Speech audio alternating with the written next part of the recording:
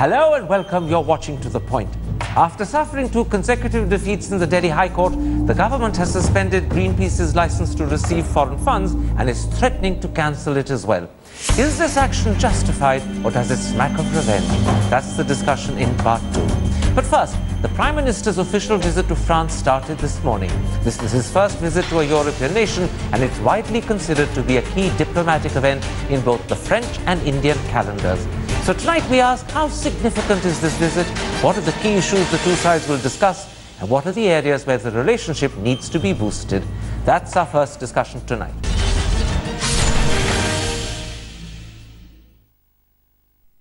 And joining me now to discuss the Prime Minister's visit to France is India's former ambassador to France and former Foreign Secretary Kamal Sibal, the foreign editor of the Hindustan Times, Pramit Pal Chaudhary, the diplomatic editor of the Hindu, Suhashini Heather, the senior writer of India Today, Jyoti Malhotra, and the French government's foreign trade advisor, Nicolas Riboulet.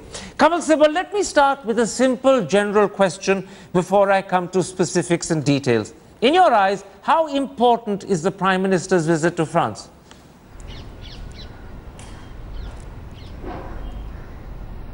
Well, it's important for several reasons.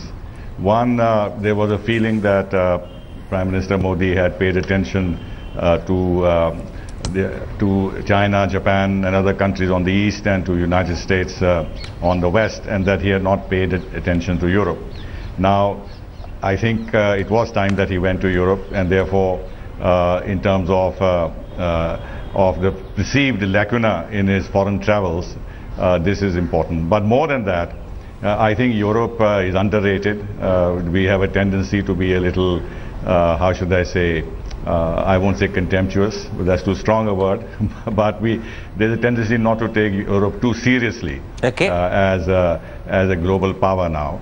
Because of their declining growth rates and economic problems and other problems that Europe is facing, which is very wrong, because Europe remains very important. It is very important in terms of balance. So this is a correction against that belief. Force in terms of all the global negotiations that we are holding. Okay, Nicolas Riboulet, the Indian newspapers. No, in the sense that we need to have a strong dimension of a European policy in our foreign policy, and therefore in that context this is important. And the third, if you give me half a minute, very quickly, that bilaterally France is very important. In fact, of all European countries, the most comprehensive relationship we have with any country, which spans defense, economic, nuclear, space, strategy, etc., is France. No other country matches that. They may be important in their own ways, whether on the economic side or people-to-people side and cultural side, but no one combines the same spectrum of relationship that we have with France. Nicolas Riboulet, some Indian newspapers have reported that the Prime Minister has been received on arrival by Ségolène Royal,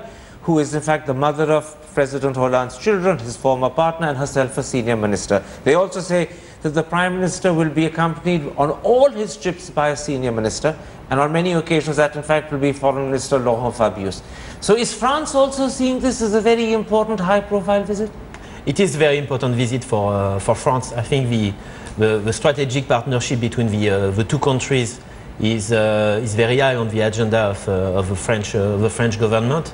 So I think that's what you can see from the organization of that visit. The plan and the various meetings that Prime Minister Modi will have over the course of today and tomorrow, I think is showing that. He's showing the importance of that partnership. Now, Suhashini Heather, France and India have a long-standing strategic relationship. Not only was France the first major country to start talks with India after the 1998 nuclear test, but today that strategic dialogue covers a range of issues like defense, nuclear, space, counter-terrorism.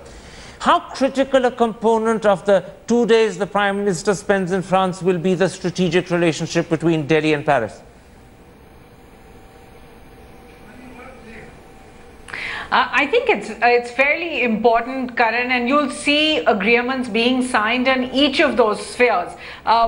Whether it's defense and nuclear, where certainly a bulk of the discussions between him and President Hollande are going to be on those two big issues, of course, the Rafale deal as well as the Areva nuclear reactor deal for Jetapur. But also you're going to see agreements on space, possible Mars exploration, also on coastal radar surveillance for the Indian Ocean, some sort of cooperation there. So they certainly that symbolism of the strategic partnership being a critical part of the India-France relationship. Okay. But as I said, what we are going to be watching for is that Rafale aircraft deal, and already indications that we might have an announcement let's come to Rafale in a moment's time. Let's just go through the strategic aspects before we come to Rafale. Pramit Pal Chaudhary, traditionally, India and France have both had their reservations and suspicions, even if I may so put it, about America. They both believe in multipolarity. Both of them don't want to see a world dominated by superpowers. But with Mr. Modi moving increasingly closer towards Obama and America, could this be a problem in the relationship between Delhi and Paris? No, not really. I think the days when France, the Gaullist position, if you wish, of France being the odd man out in the West are really over. Particularly from the time of Nicolas Sarkozy onwards, France has adhered much closer to the mainstream Anglo-American position, if you wish. And France cooperates very closely with the United States now. They do so, for example, in West Africa, where they're both fighting Al-Qaeda. They cooperated together in Ivory Coast. There's very little difference between France and the United States anymore on the broader foreign policy issues. They both agree on issues, for example, on Ukraine and Russia and so on and so forth. The differences between France now and the larger West, if you wish, are now much, much less than they were before. I would argue, in fact, France and America, and to some degree Britain, are really the only three Western countries that are still prepared to use force to carry out certain foreign policy actions. And that makes them unusual within the Western situation. A second area where there's bound to be focus during this visit is, in fact, the nuclear power plants that the French company Areva wants to set up in Jetapur in Maharashtra. Now, in India, this project faces a fair amount of opposition from nuclear environmental activists. In addition, more critically, it faces opposition from the Shiv Sena. And now, most recently, it's been revealed that the Areva reactor at Flamanville, which is identical to the one they want to sell India, has actually developed an anomaly during tests. Does all of that add up to a significant problem, or is it only one that journalists discuss? I think, first of all, Karan, I'd like to say that France is yesterday's power. I think Europe is actually a hugely declining power. But come to this. And coming to Areva, I think France wants India to buy Areva because that means good money for them. And France is broke, frankly. The unemployment is huge. So with that money, they will help employ some people. I think if Areva is having so many problems, Prime Minister Narendra Modi has to take a call and dump Areva. I don't think it's such a big deal. This whole Jetapur business. You really seriously believe that is unlikely? No, I don't think it's likely. I think India is going to go ahead with Areva. India is going to go ahead with the Rafale deal, which I know you're going to discuss, we'd like to discuss later. Frankly, I think these are political relationships. Okay. And I think that the reason you buy from X country or another is because you want to promote a political and strategic relationship. I think France is a very, very middle power. Okay. And let me bring in Kapil Sibal at that point, because I want to concentrate for now on the actual problems rather than the political background. That is always there. But the point made in an article in the Hindu today by one of your successors as ambassador to France, Rakesh Sood, is that the negotiations with Areva are stuck over what he called pricing issues and technical issues. And Rakesh Sood argues that these are harder to resolve than the political differences that have held up the Indo-US nuclear talks. Do you agree with Rakesh Sood?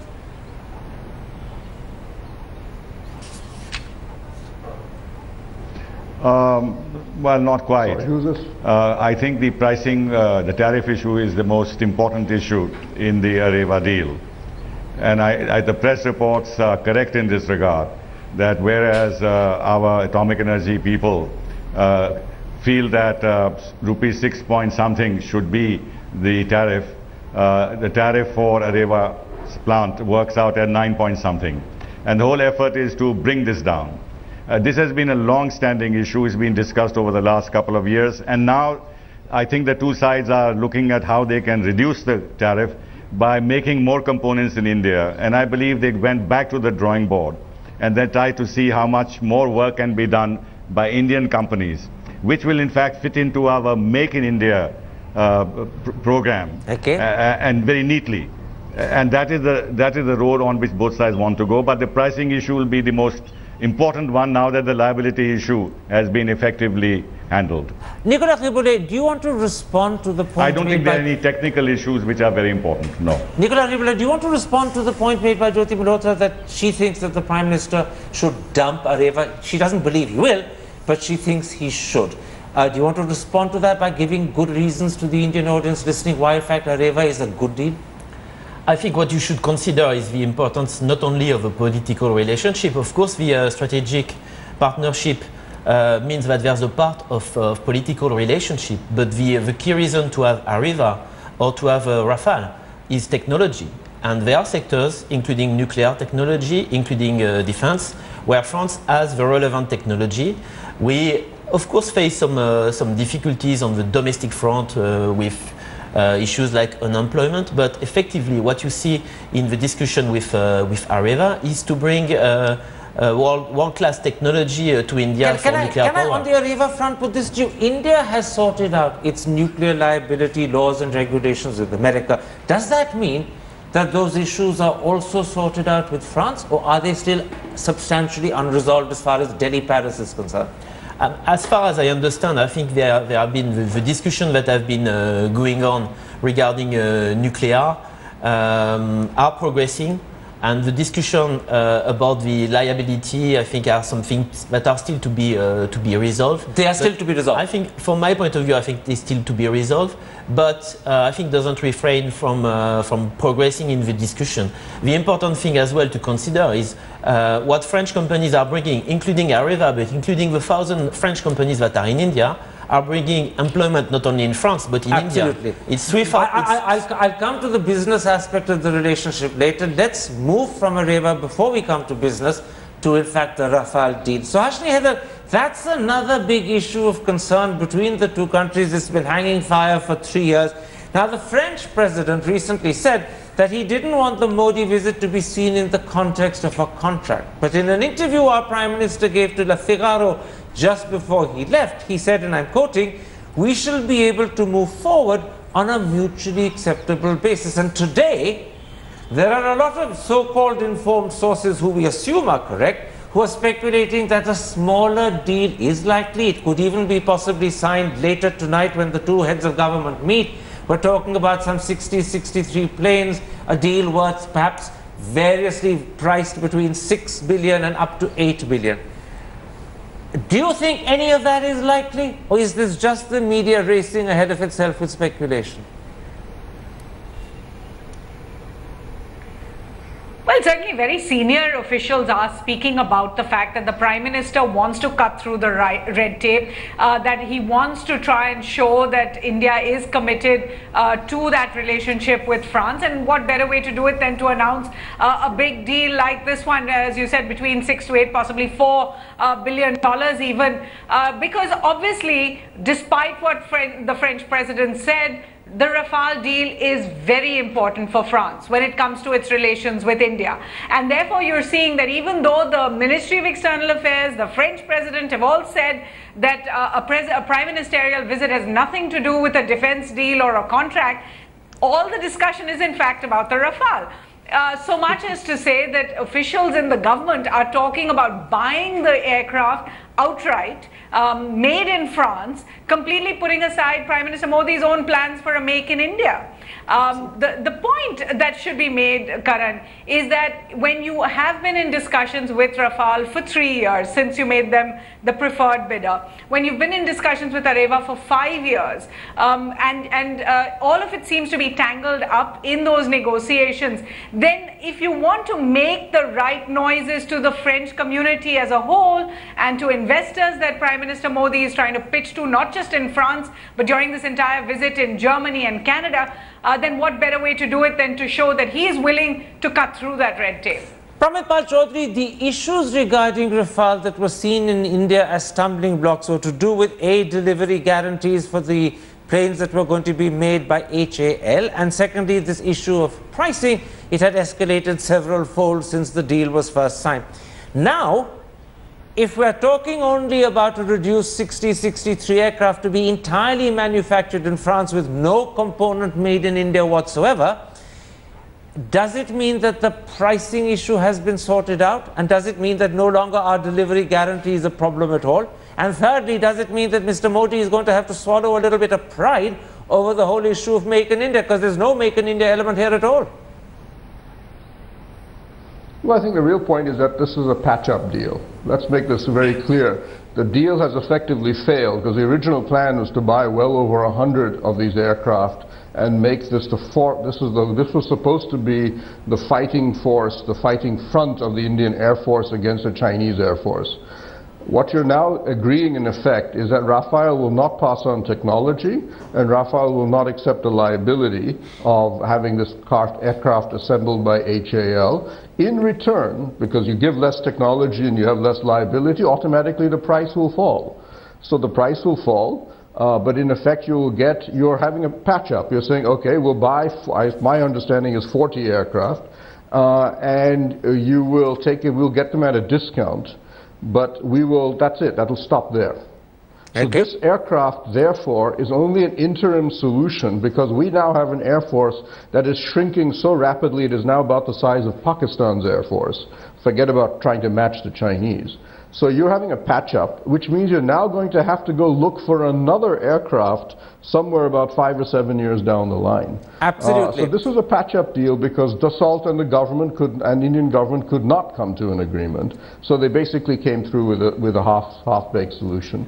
It'll solve our defense issues. That's the core of this for a very brief period. Absolutely, that we'll I have to go back to the table again. But for the purposes of this discussion, let's not venture into that territory about where this leaves our defense requirements and how much more is needed, whether it's patch up or not. Let's focus, Jyoti, on what lies perhaps behind the fact that we are accepting a reduced deal, that the Prime Minister is going to take planes that are going to be entirely made in France. There is no Make in India component, therefore the technology transfer also doesn't happen, but it might be a cheaper plane to buy.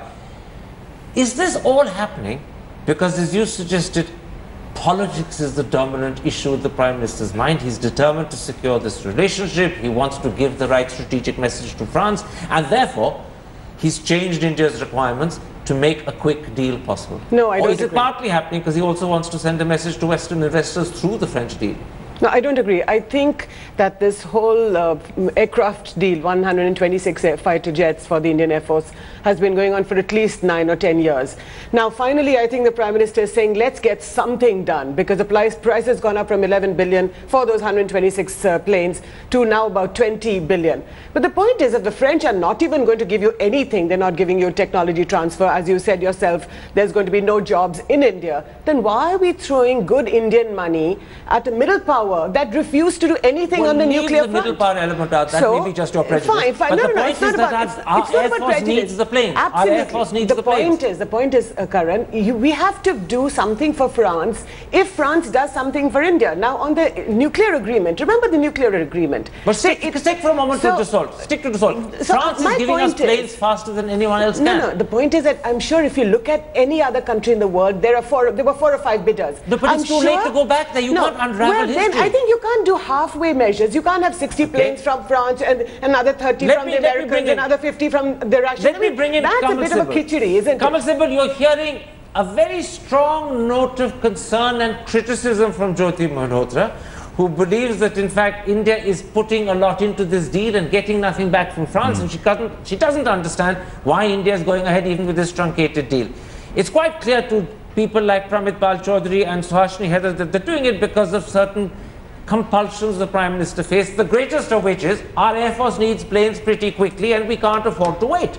Now, as a former Foreign Secretary, as a former ambassador to France, what is your view of this new deal, assuming what sources are telling us is correct? That's a big if. But assuming that's correct, what's your view as a former ambassador and Foreign Secretary to this truncated deal where there's no technology transfer, there's no Make in India component, but quite possibly the planes India acquires will be cheaper than otherwise?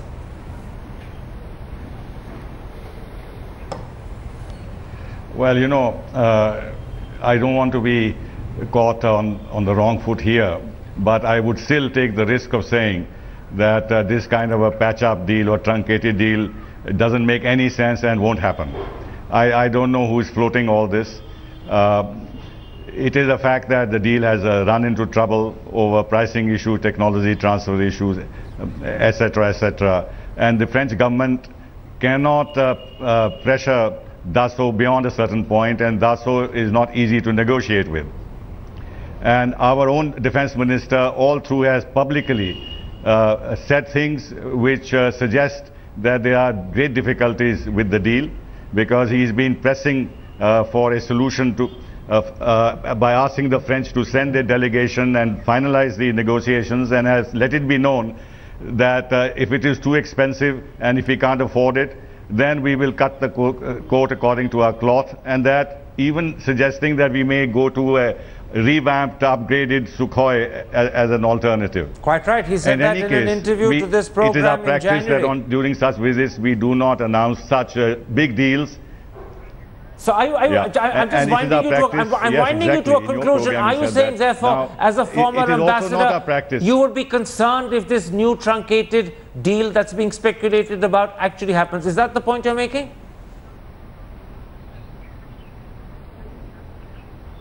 No, I would say that doesn't make sense. It won't happen. And the eventual solution lies in carrying on the negotiations and how you can close the differences that already exist from the deal. This plane has gone through very intensive trials, technical trials, and it has proved its worth. It's a very good plane, although it's expensive. And it is at the core of our strategic relationship. We had, in fact, during my time as ambassador, discussed this with the French. So I think we you're saying do, we in a need sense, more time, feel committed, don't rush it. But of course, the terms have to be acceptable. I want to move on beyond the Dassault Rafale deal, because that's only one component, although perhaps the most important component of the business relationship and the defense and strategic relationship. I want to focus with you, because you are Nicolas Riboulet, the French government's trade advisor, on the actual business relationship. Now, bilateral trade between the two countries is as little as just 7 billion. It's half of what it is with Germany. And although there are 800, some say 1,000 French enterprises in India, Rakesh Sood, writing in the Hindu today, and you must have read it, points out that the FDI levels hardly do any justice to that fact. Why is the business relationship effectively languishing? The FDI level, I think the figures that have been put together by the French embassy give a figure of around 19 billion US dollar of stock of investment. That is putting France around the third place of investors after US and Japan. The official figures that we have are not reflecting the actual reality, because the problem is a number of companies are using intermediate countries to invest into India. So you have to correct all of that. I think today the French companies in India employ around 3 lakh but why is the relationship not keeping track with the government-to-government trajectory? That is soaring. The business-to-business trajectory seems to be at best flat. No, it's not. It's not. I think the trend that you see is an increase in the French investment into India, and I think French companies are very much looking forward at continuing to invest here. So you don't share the concern I'm expressing about a languishing, or at least not a growing business relationship? No, I'm not. And I think if you're taking the case of Rafale, I mean, there might be discussion about whether it would be made in India or not made in India. For the time being, it's just speculation about the contract. But the reality today is that French companies are creating a lot of jobs in India. Okay. And what we are looking to is a strong partnership working together, not a client to supplier relationship. Okay. Pramit Chaudhary, let's try and take an overview before we end this discussion of the Indo-French relationship. Now, once again, I'm going to quote Rakesh Sood, writing in today's Hindu. He says that there's no real buzz about Prime Minister Modi's visit to France. And he suggests that one reason why there isn't a buzz is because, unlike China, which has some 25,000 students in France, India has barely 2,500. He says that of the 6 million tourists who visit India, barely 250,000 come from France. He says that whilst there are just 20 flights a week between Delhi and Paris, there are 80 between Delhi and Germany, and probably many, many more between Delhi and London. Why is it that the people-to-people trajectory of this relationship is not blossoming and growing the way the government-to-government view of this relationship is growing? What holds it back? Well, there are a number of issues. One is language, the other is history, the other is the lack of cricket, perhaps. But no, I think there's broadly, France has been not a country that Indian immigration has ever taken place. The Indian diaspora in France is minuscule. But I should also point out that Indian corporations do not invest in France. There is very minimal Indian interest, business interest in France. And when you talk to Indian businessmen, they're very clear that France's labor laws make it highly uncompetitive. It does not have the kind of software, information technology capacities that they particularly look out for. There are other technology areas, but in IT in particular, France is not a country of any consequence. And there are lots of restrictions that France places on immigration and diaspora development. Okay. Students suffer because struggle because there's no English language training except in very few places in France. So all of these restrict the degree of Indian civil society engagement with France. When my newspaper polls its readers and asks how many of them are interested in France, the number is so small that we don't bother to print the statistics even within our internal papers. That's very interesting. That's like very interesting. 0.01%. Can I quickly bring in Kanwal Sibal, who not only is an Indian who loves France, your wife is French, you've been ambassador in France, you're a great advocate of the relationship between the two countries. I'm going to ask you for a very short, simple answer, Kanwal, and I know that that's going to be difficult for you.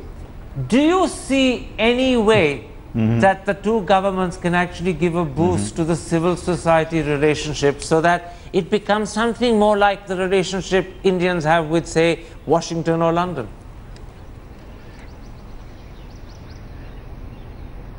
No, I think they have done that. They have done that in the past and they continue to do so, and I think it's a mistaken notion that the civil society relationship or the cultural relationship is not well developed. In actual fact, it is. I think compared to any other European country, barring perhaps Britain, but our cultural ties with French at the people-to-people level are the strongest. Okay. The festivals of India and France, the festivals of France in India, which they have held in the last few years, have been hugely successful. There's so many elements in the French artistic cultural scene who are paying attention to what is happening in India. There's a lot of empathy circles. And therefore I think it's the wrong perception. But even if you take Germany or any other country, you don't find that kind of a buzz that is being spoken about. So why single out France for this lack of buzz? Well, that's a good point. Why single out France for this lack of buzz? There are a lot of countries the Prime Minister will visit which will not necessarily be buzzing either there or here when he arrives. And we're going to have to get used to that. My thanks to all my guests for joining me. Time for a break. But then, is the government picking on Greenpeace? Or is the move to ban the organization receiving foreign funds justified?